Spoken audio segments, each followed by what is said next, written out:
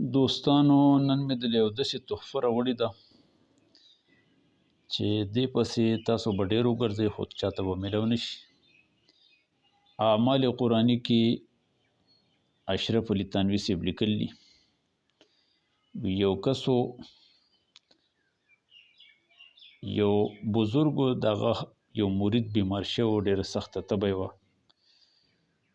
نو د پیر صاحب د مرید لپاره د دې تبې یو تعویض ولیکو او دا ورته وویل چې دا واخله ځان ته به یې واچوې غاړې ته، خو دا به ګورې نه کولاوی به یې نه. هغه چې ویې وړ ځان ته یې واچوه، هغې سره د هغه تبه ختمه شوه. نه چې هغه راواغست ویې کوت، په هغې کې صرف بسم الله الرحمن الرحیم دا لیکلي وو.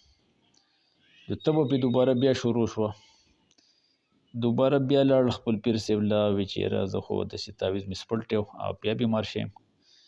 نو هغه ورته بیا ویل زه درله بیا در کوم خو سپړی بیا نه. نو هغه چې دوباره ورله بیا ورکو بسم الله الرحمن الرحیم دی پکې لیکلي وو. نو هغه بیا ښه شو. نو چې بیا یې کله کوله وکړو په هغې کې هم بسم الله وه. نو مضبوط یقین هغه د هغه مرید صاحب هم بیا پیدا شو چې په دې بسم الله الرحمن الرحیم په دې سره الله رب العزت د انسان تبه هر قسم بیماری دا حل کوي.